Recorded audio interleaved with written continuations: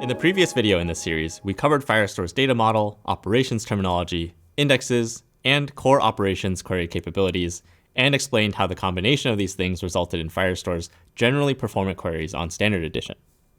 At the end of that video, I gave an example of a query that's not expressible in Standard Edition. That query I described earlier with an ordering on a value not directly stored in a field works in Enterprise Edition. To understand why, let's talk about how Firestore Enterprise Edition processes queries. In the Enterprise Edition, Firestore's query engine can perform more flexible query resolution strategies, which in turn allows us to write more complex queries.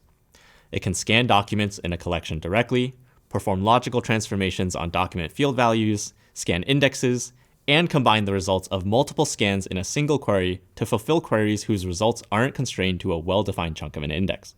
We call these enterprise-only queries pipeline operations, which are accessed through the pipeline API.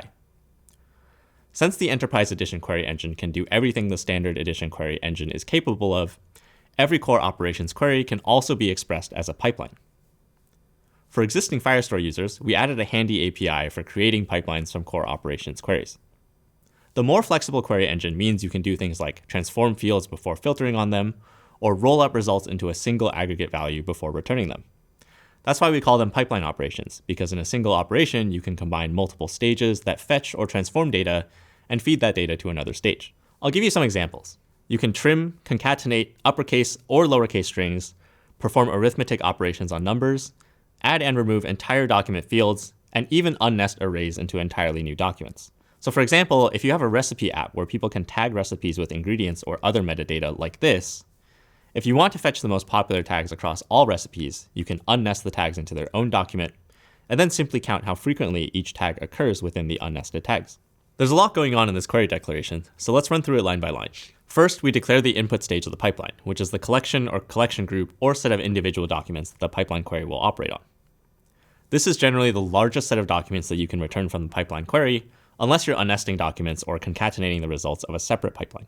Pipelines work by taking this initial input stage and transforming it across multiple other stages to reach some desired end state. Each stage comprises one or more expressions that describe how to actually transform the data within the input. It's a lot like using the map, filter, and reduce functions on arrays in your favorite programming language. From our input, we select the fields in the document that we care about. We're only operating on the tags field, so we can ignore the rest of the document. Then we unnest the tags field, which contains an array of strings, giving us one new document per array element with the array element's contents in a new field called tag name. This field is only virtual, meaning it doesn't get written back to your document. All of these transformations are in memory only and are scoped to just the pipeline that declares them. However, within the pipeline, it's just as real as any other document field.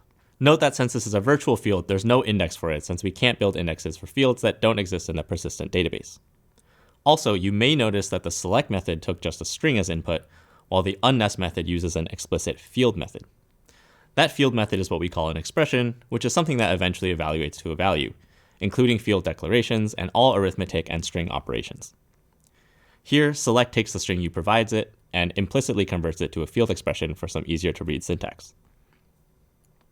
Back to our pipeline code, we then tell Firestore to iterate through our modified collection and count up the documents, keeping a separate count for each unique value in the tag name field we created earlier. Since the same tags in different documents have the same tag name, this method gives us an accurate count of how frequently each tag is used in our collection.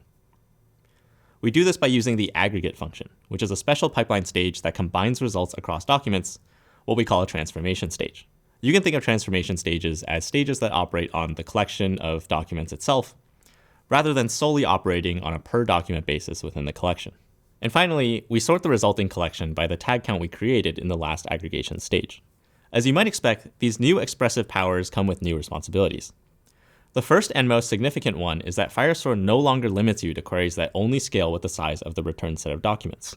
For completely unindexed collections, Firestore will perform queries by scanning through the documents in a collection, which means you should expect linear time performance and billing for querying an unindexed collection. More documents means slower queries and higher cost. And since virtual fields within a pipeline are always unindexed, any query sorting or filtering on such a field cannot benefit from an index. For example, this query I wrote is guaranteed to scan the entire collection, since it must do so in order to count every tag.